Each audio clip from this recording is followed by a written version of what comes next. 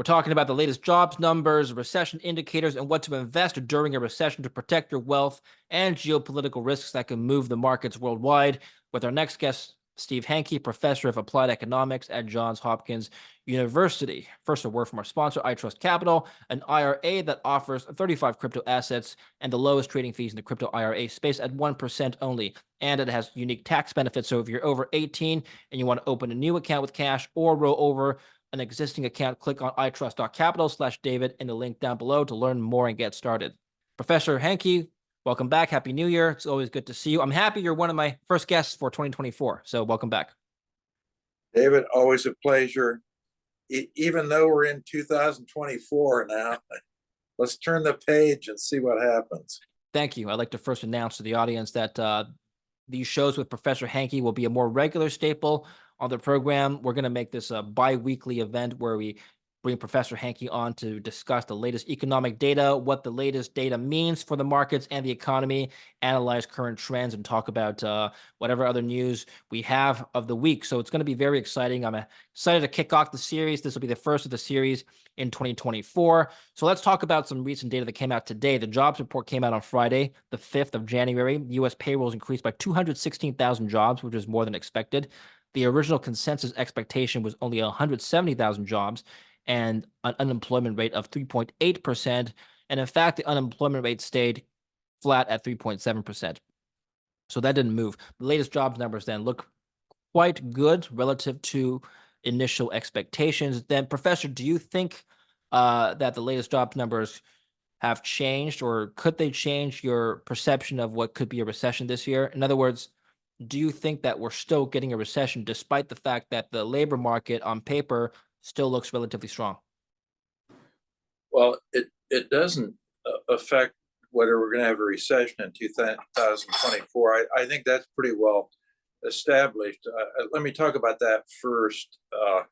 What's the basis for my thinking that the recession really is baked in the cake? Why do I think it's baked in the cake, and why have I thought that for some time? I've thought that because the course of the economy, nominal GDP, that's real GDP plus the inflation rate, is determined by what's been happening to the money supply a year and a half or maybe even 2 years ago. And what have we had? We've had, since March of 2022, the money supply has actually contracted by 4.5% since then. Now, that's not unprecedented, but it's pretty close to being unprecedented. We've only had 4 times since the Federal Reserve was established in 1913 that we actually have had contractions in the money supply, measured broadly by M2. And of course, the biggest one was 1929, 1933. You know what happened then? We had a Great Depression.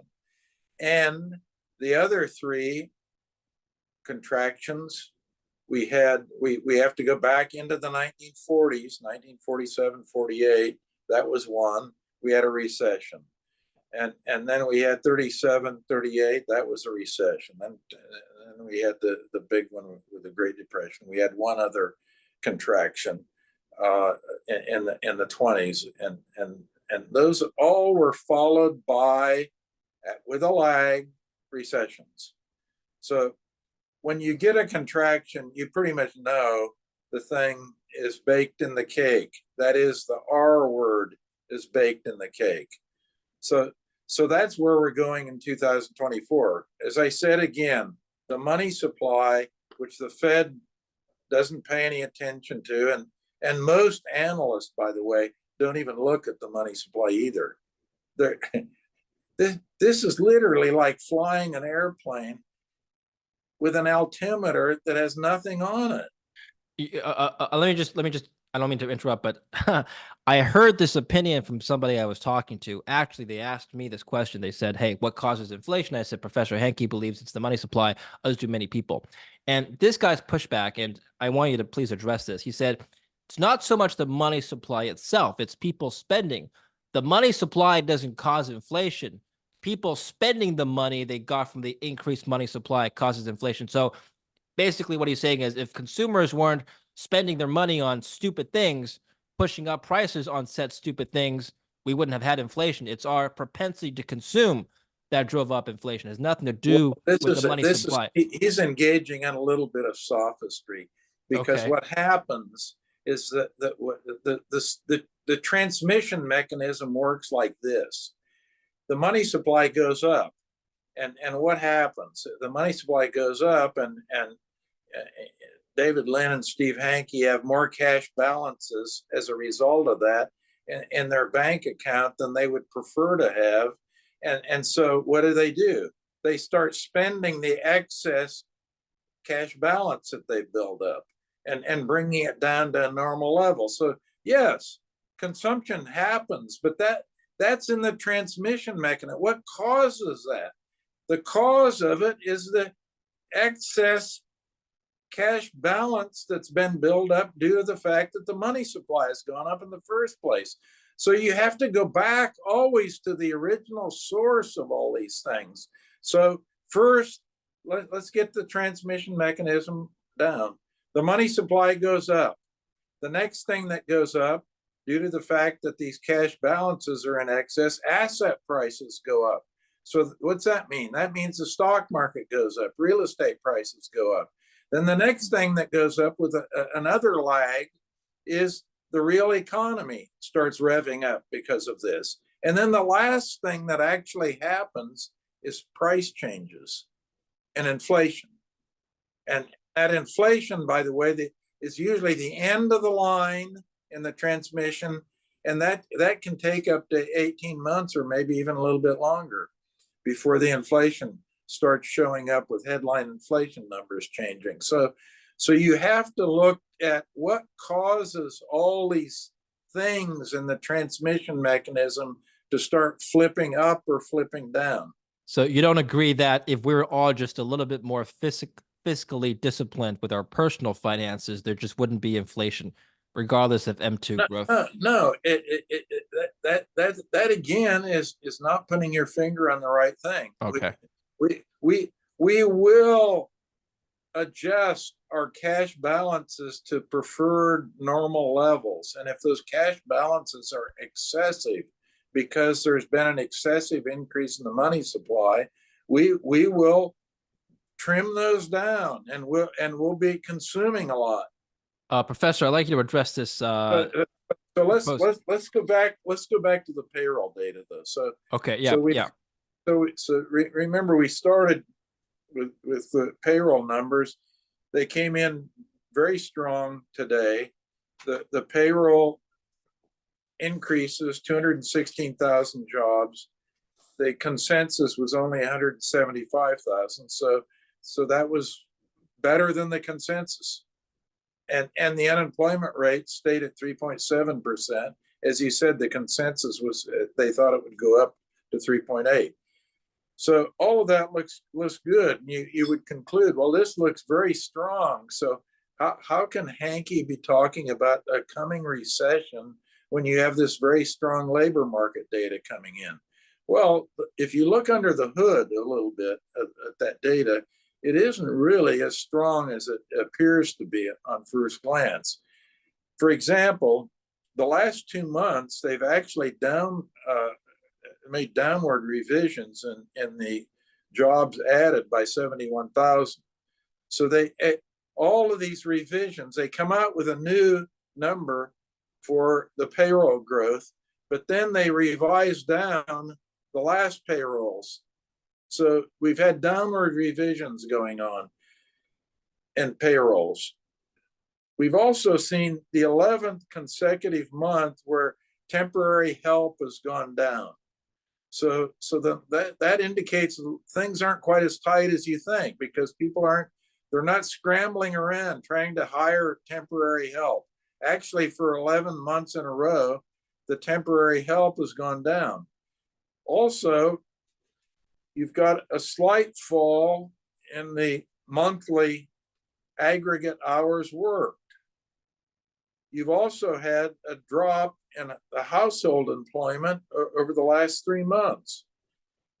And if we exclude government, and healthcare workers and leisure and hospitality workers, actually the employment is way below trend.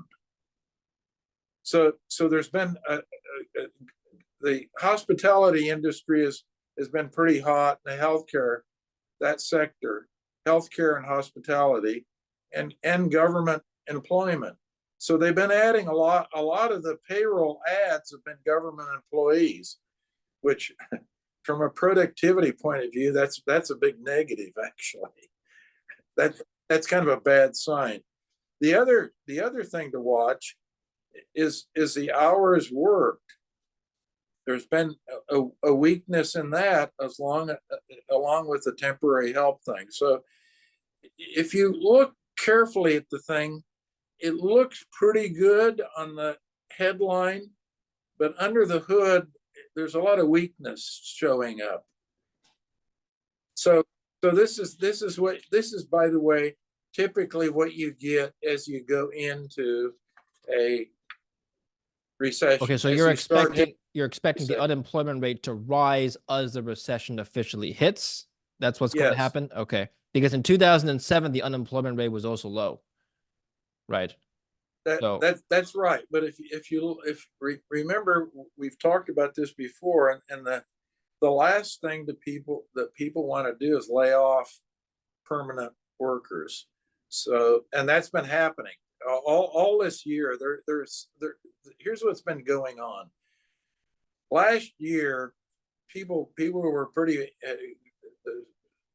businesses in general and CFOs in general.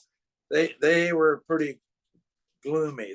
They thought we were going to have a recession, but they didn't fire people, because you don't fire people until you actually get in the recession. And now, what do those business people think? Contrary to me, that now most businesses think we're going to have a soft landing and we're not going to have a recession. So all of those factors, the fact that you don't want to fire somebody before the recession, and the fact that businesses are now more optimistic and they think the probability of recession is become a lot lower. Those two factors mean you don't want to be firing. You might be wanting to cut back on the hours a little bit, which they're doing, but you don't want to be firing. So that's why we see, payroll growth has actually been pretty good. It was beat the consensus because why? Businesses are saying, oh, I think these forecasts by people like Hanke that we're going to have a recession is a lot of bunk. And we're not going to have a recession. We're going to have a soft landing. So I'm not going to fire people. I'm actually going to hire a few people. So just to summarize for the people who haven't watched our previous shows together, what you're saying is the labor market is a lagging indicator. We should not use the jobs numbers to forecast economic growth or recession, correct? Correct. Okay. Well, that was a good summary of yes. And what should you do? You should look at what's been going on in the money supply. There we go. Yeah. A year and a half ago, a long time ago, it was all baked in the cake. The cake was baked about a year and a half ago. The Fed staff doesn't actually disagree with you. I'm going to read you a paragraph from the latest minutes that came out this week. This is what the staff economic outlook said. This is not from Powell. This is from their staff. The economic forecast prepared by the staff for the December meeting was broadly similar to the projection for the previous meeting. The staff continued to expect that GDP growth would slow markedly in the fourth quarter from its outsized third quarter rate, but that economic growth for 2023 as a whole would be solid. The lagged effects of earlier monetary policy actions through their contributions to continued tight financial and credit conditions were expected to show through more fully in restraining economic activity in the coming years. Now, they didn't use the R word, but they did use the words restrained economic activity. Right, but what they're looking at is different than what I'm looking at. Okay. So the forecast, let's say in broad, they're not using the R word, and I've never gone that far, but they're saying things are going to slow down. Now, why do they say? I say it's because the money supply has been contracting at an unprecedented rate that we really haven't seen since 1929, 1933. That's how far you have to go back to see something contracting as it's been contracting since March of 2022. Now, what are they looking at? They're looking at current data, and they are looking at things like the yield on the 10-year bond, and the yield on the 10-year bond had gone up, and they say, oh, that indicates credit conditions are tightening up because the interest rate, not the money supply, the interest rate has gone up. The markets are tightening things up for us. In other words, they're not even saying we tighten things up. They're saying the market is tightened up. So they're forecasting models, by the way, which are no good.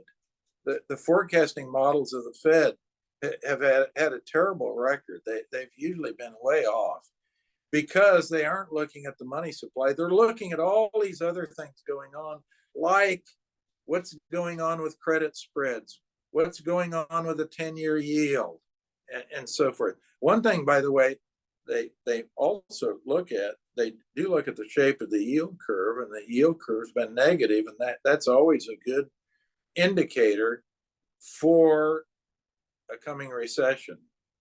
A negative yield curve in which the short-term rates are higher than the long-term rates. We've had one for quite some time now, which happens to be consistent with this contraction in the money supply, by the way.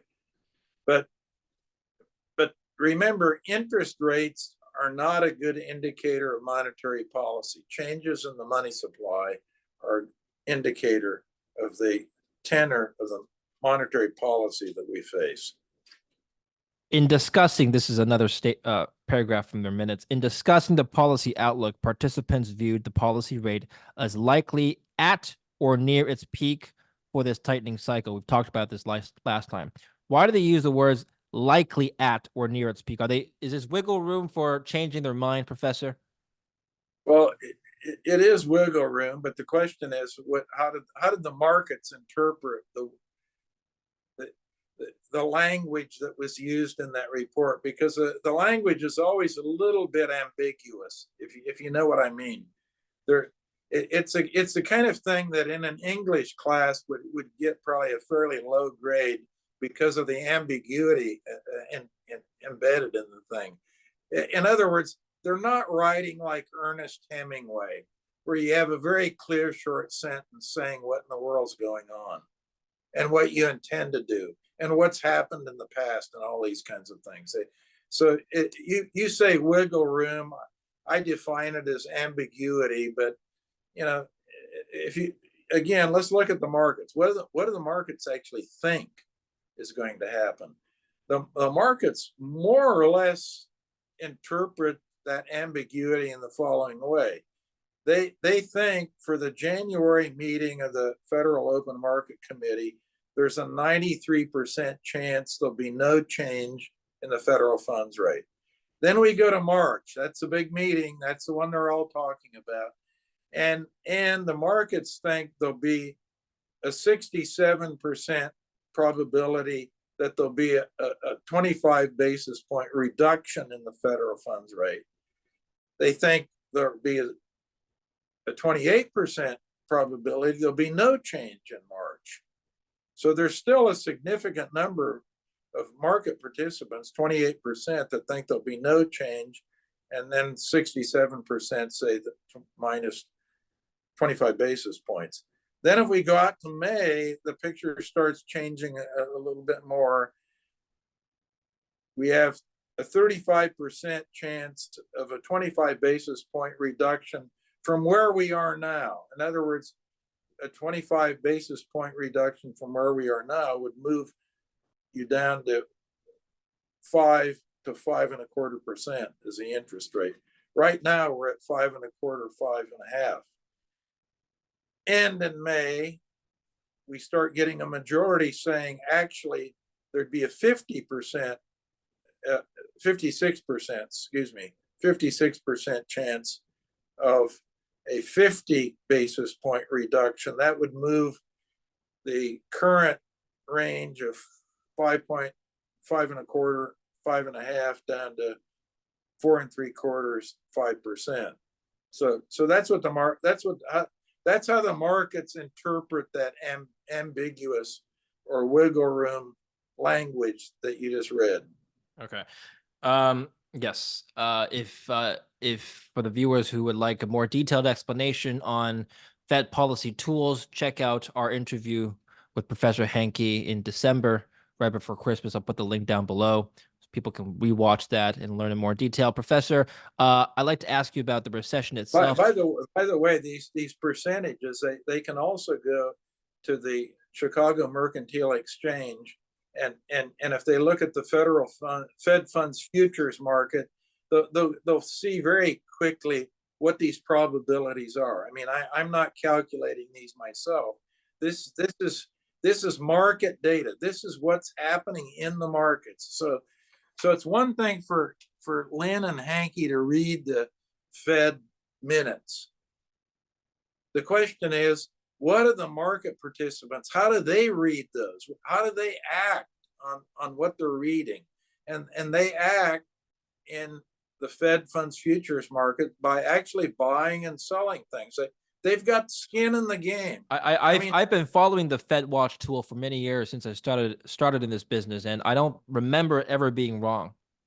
You know, if market participants have an overwhelming probability or assign an overwhelmingly high probability to a specific event, it usually turns out that way. I don't know if you disagree with me. Yeah, I agree with you. And the thing listeners should be aware of, there's something called subjective data. Now Lynn and Hanke can give our subjective views about what we think will happen to the Fed funds rate. And all the chattering classes on Wall Street, all these analysts, all these people you hear on, the cable TV talking from morning until night about these, what they think is going to happen. That's all subjective. The Fed funds futures market is not subjective, it's objective. And it's objective because it's people with actual skin in the game who are either buying or selling Fed funds futures. And therefore, it's objective. In other words, every market participant has a subjective view of things, but once they go into the market and the market collects all those subjective valuations about buying, selling, and so forth, all of a sudden that subjective knowledge and information coming into the market transforms all of that from subjective into objective. And that's why, David, when we look at that, it usually turns out to be right because it's objective. This is the beauty of markets, by the way.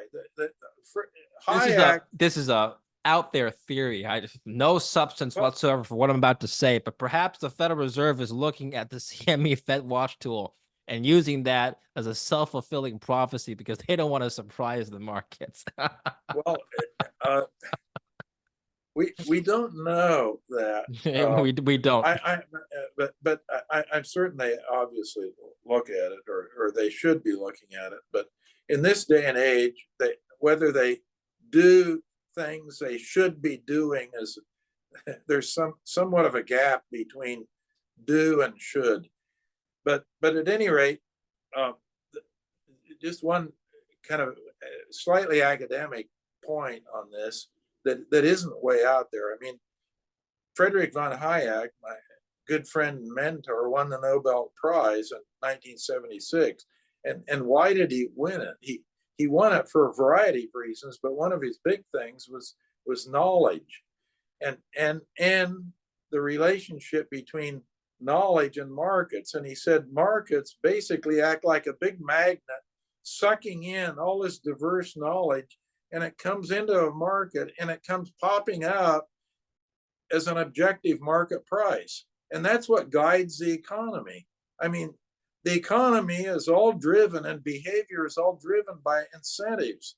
Incentives are what economics is all about. Now, what's an incentive? Well, a price is an incentive. If the price of something goes up, you have an incentive to buy less of it than you were buying before. And that's why the demand curve has a negative slope. If the price goes up, the quantity demanded goes down. If the prices go down, the quantity demand goes up. I have to ask you very quickly before we move on to geopolitics. Given your outlook on the recession, investors watching the show would like to know how to protect their wealth during this coming recession. Which assets or asset classes have historically performed well during recessions? Can you comment on that? Well, uh, gold usually does relatively well during recessions, Yes. and and look at the 10-year bond. The 10-year interest, all interest rates are determined by where inflation is going. That dominates. There's been a lot of talk recently. They say, oh, the bond prices are going to be going down and the interest rates are going to go up because the Fed has so much debt that has to roll over and finance. And the supply of these treasuries coming in is going to, if the supply goes up and the demand stays the same, what happens? The price goes down. And if the price of a bond goes down, the interest rate goes up. Well, that sounds okay, but what dominates? And John Greenwood's been looking into this in great detail. My colleague John Greenwood, as you know, and what happens is in fact not consistent with that story. What happens with interest rates is that they follow inflation. If inflation goes up, interest rates go up. If inflation goes down, interest rates go down. And what's going to happen next year? Remember, using this quantity theory of money, Greenwood and I said that inflation would, number one, we said inflation would go up, remember, to 9%. It went up to what? It went up to 9.1%. So we got that right on the upside. Now with a contraction, we said by the end of this year, by the end of actually last year, we're in 2024 as we speak, but at the end, the December number hasn't come out for December 2023 for inflation, but we said that it would come in between 2 and 5%. The November number is 3.1%, so it's pretty clear we're going to hit the bullseye again. It will come in for 2023 somewhere between 2 and 5%. That's our forecast. Where do we think it's going in 2024, this recession year? We think inflation will end 2024 below, headline inflation below 2%. What's that mean? It means that interest rates are going to be coming down. So it means that being in long bonds for 2024 would be okay.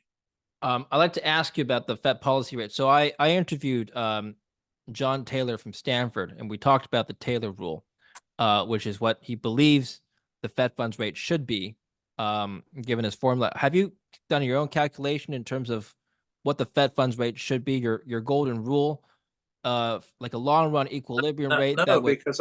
No, because I don't use it. My good friend John Taylor and former colleague, I don't use the Taylor rule. I don't think they should be using the Taylor rule. Monetary policy is not, because the Taylor rule indicates where the interest rate should be. It tells the Fed, if you follow the Taylor rule, it will tell you the Fed funds rate should be in this range. I'm a monetarist, and my rule is where the rate of growth in M2, the broad money supply, should be going. It's not about interest rates, it's about the quantity of money. And where should that be? That should be about 6%. Hanke's golden growth rate, Hanke, and not John Taylor's rule for where Fed funds rate should be. Steve Hanke's golden growth rate for where the money supply should go is around 6%. Now it's contracting at 3.2%. So it's way too slow. If they change the money supply according to your rule, would they also have to change the interest rate in conjunction, or not so much? They well, they would have to. They would first of all stop quantitative tightening. Okay. That's stop shrinking the balance sheet. That's point number one, and and consistent with that, they probably and consistent with a Hanke golden growth rate on the money supply is 6%, which is a lot more rapid than it's growing right now, than it's contracting right now. They probably would. They certainly would start easing off on the Fed funds rate. Very good. Finally, I'd like to ask you about geopolitical events in the world that you're following that you think would have any significant market impact in 2024 and perhaps beyond. I'll leave it open-ended. I'll let you comment. Okay, so I think we've got two actual wars going on right now. As you know, one is in the Middle East, and we have two options there. Either the U.S. can force Israel to shut down its military operations in Gaza, or the war will escalate into a more regional based thing that certainly would drag the U.S. into what would become a real regional conflict. Or there'll be some sort of temporary peace, and I emphasize the word temporary in Gaza. Now, which way that will go, I don't know, because I'm not in the business of calling which way a coin will land when it's spinning in the air, and it's spinning right now. We don't know what's going to happen there. This is a pretty dangerous situation, but that's one thing to keep your eye on. The second thing is what's going on in Ukraine, with Ukraine and Russia. I should say with Ukraine and its allies in Russia and Russia's allies. I think from the military point of view, Russia is not going to lose this war. But before any kind of peace agreement can be reached, I think there could be a lot of nasty things happening. And what you have, once you get somebody backed into a corner, for example, like Ukraine is backed into and its allies, you kind of have a situation where a Hail Mary pass can be thrown. In other words, it follows this whole idea of the power of nothing to lose.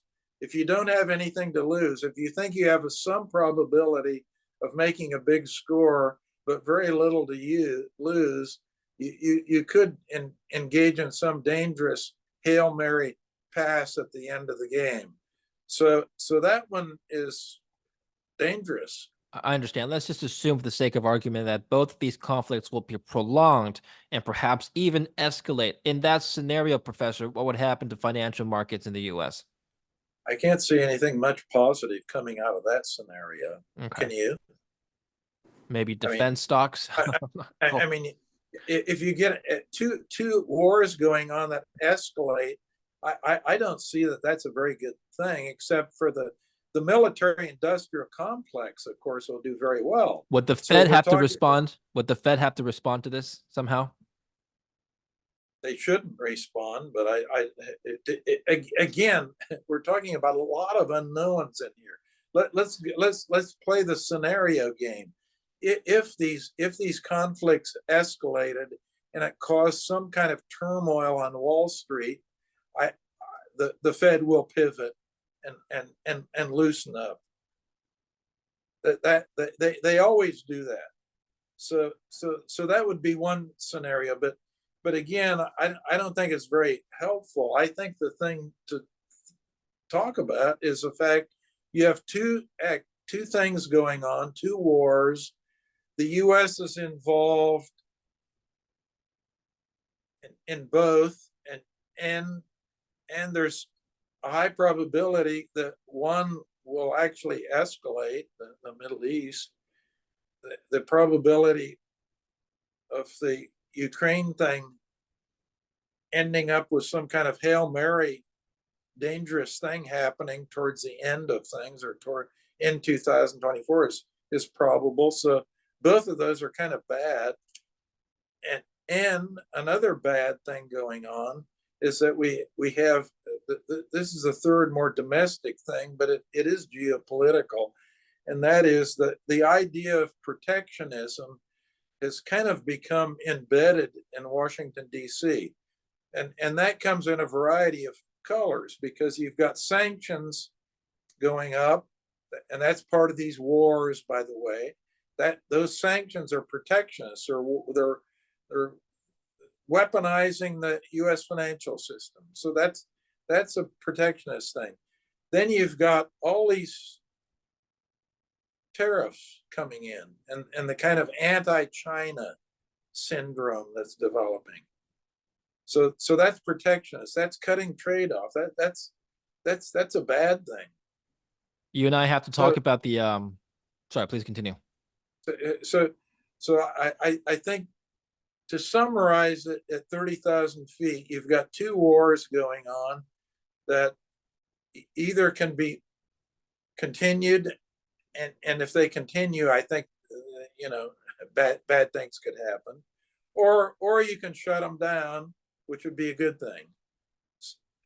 And in both cases, the coin's spinning, and I don't know if they're going to be shut down or whether they're going to keep going. So that's a summary of the wars. Now, the protectionist thing, I think, will keep going, unfortunately, because we have President Biden, who's all in on protectionism, sanctions, weaponizing the financial system, and Trump is even doubling down on that. So we have two bads. We don't have any goods. We have two bads. As a political candidates, the likely political candidates in the United States are both bad news when it comes to protectionism. You and I have to talk about the elections coming up soon, and market implications next time. Professor, thank you very much for your time today. Great summary. Stay tuned every other Friday for our market recap with Professor Hanke. Thanks for coming on today. Great to be with you this first week in 2024. Absolutely. Let's keep the ball rolling. And thank you for watching. Yeah. Don't forget to follow Professor Hanke. Yes, where can we follow you? I almost forgot. Where can we follow you, Professor? Well, I think the easiest thing is just on Twitter, at Steve_Hanke, Hanke. Or if you want to be on my distribution list, I think you've indicated they can just send me an email at Hanke@jhu.edu. Yeah, we'll put the email as well in the description down below. So make sure to follow Professor Hanke with those links. Thank you very much. Once again, Happy New Year, and we'll see you next time. Okay, Happy New Year to you and your guests. Thank you. Thank you.